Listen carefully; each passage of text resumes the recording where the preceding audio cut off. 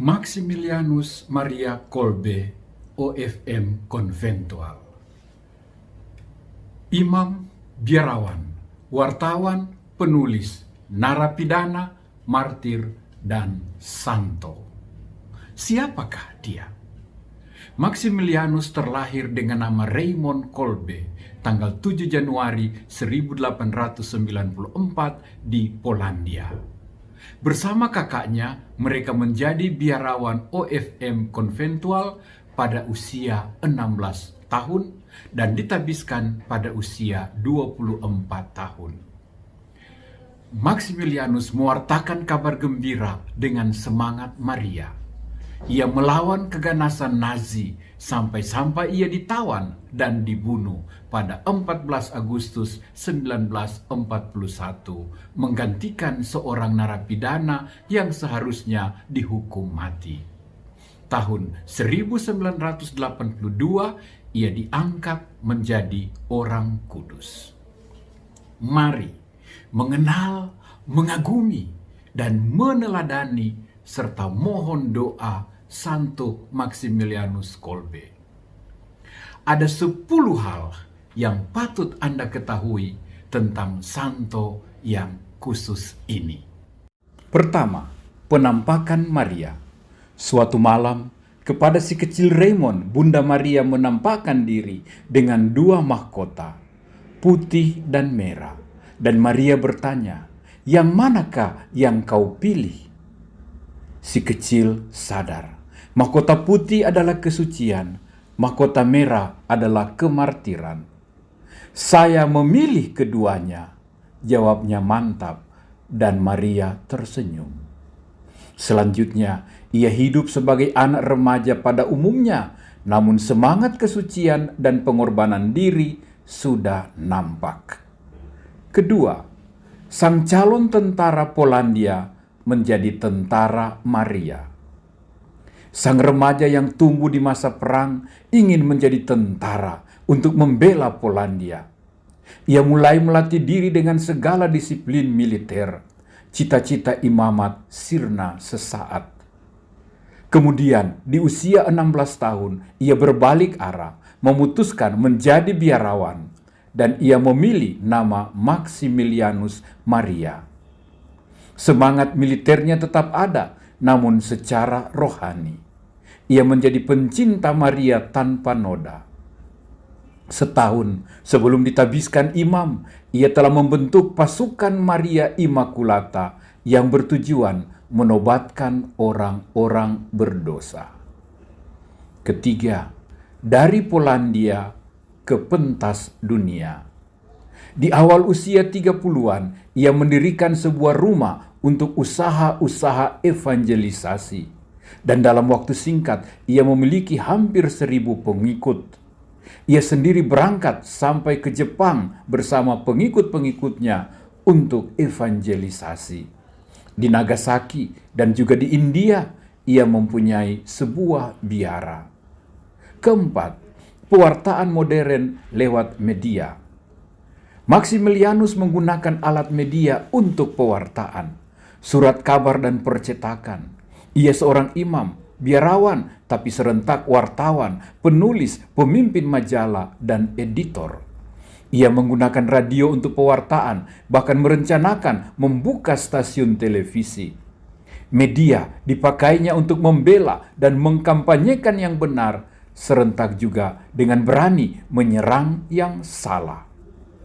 Kelima, ditangkap dan dipenjarakan. Ia ditangkap oleh rezim Nazi karena memberi perlindungan bagi banyak pengungsi Polandia, termasuk orang Yahudi yang dikejar-kejar untuk dibunuh. Ia dianggap berbahaya karena ia mempunyai sarana pewartaan yang luas, dan dengan terbuka ia berani menyatakan kampanye anti-Gestapo atau Nazi. Maximilianus yang menderita sakit TBC dan hanya memiliki 1 paru-paru yang berfungsi baik itu dijebloskan ke dalam kamp konsentrasi Auschwitz. Keenam, menggantikan seorang calon hukuman mati. Penjara keji ini memiliki peraturan kejam. Jika ada seorang narapidana melarikan diri, maka akan dipilih 10 orang untuk menebusnya dengan hukuman mati. Terjadilah demikian. Ketika Franciszek Gajowniczek ditunjuk untuk hukuman mati, meledaklah tangisnya yang menyayat karena ia memiliki istri dan anak-anak. Saat itu juga Maximilianus maju menawarkan diri menggantikan posisi saudaranya Francis. Dan bersama 9 kawan lain ia dihukum tidak diberi makan sampai mati. Ia menghibur teman-temannya sampai semuanya mati. Untuk mempercepat kematiannya sendiri, ia diberi suntikan asam karbolik dan ia wafat menjelang Pesta Maria diangkat ke surga dalam usia 47 tahun. Ketujuh, racun paling mematikan saat ini adalah ketidakpedulian, acuh tak acuh, kematian cinta, kata Maximilianus. Makanya ia berpesan, jangan pernah lupa mencintai. Dan kata-katanya ini ia buktikan sendiri dengan kepeduliannya menggantikan hukuman mati seorang sesama nabi. Memang di penjara maut ini ia penuh murah hati melayani teman-teman narapidana, berbagi makanan, minuman, pakaian, waktu, nasihat, dan peneguhan. Ia narapidana, serentak imam, pelayan ekaristi, dan sakramen tobat.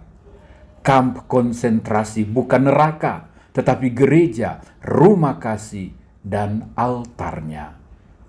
8. Narapidana yang diselamatkannya itu hadir pada perayaan kanonisasinya di Roma.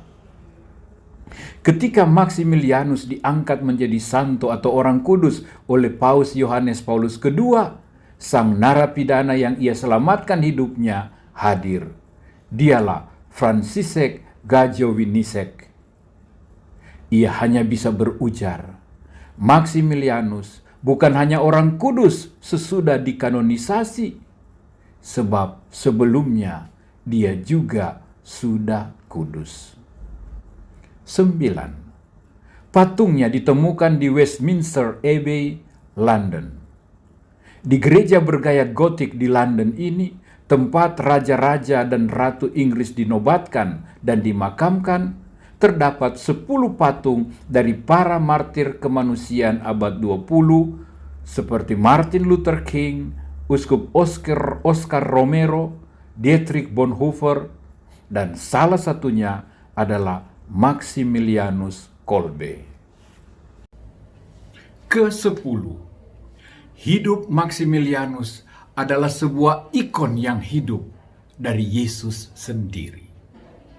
Buah terindah dari orang yang mengikuti jejak Kristus, yang adalah panggilan setiap orang Kristiani, adalah mengikuti jejak Kristus makin dekat, makin hangat, makin tepat. Dan itulah menjadi man for others, memberi hidup agar orang mempunyai hidup, memberi kasih yang paling agung, serahkan nyawa bagi orang yang dikasihinya. Marilah berdoa. Santo Maximilianus Maria Kolbe yang dikasihi Allah, mohonkanlah bagi kami semangat dan cinta penuh keberanian demi keselamatan jiwa-jiwa, lewat segala bakat talenta, terutama hidup kami. Semoga doa Bunda Maria tanpa celah membawa kami pada cinta sejati dan kepedulian.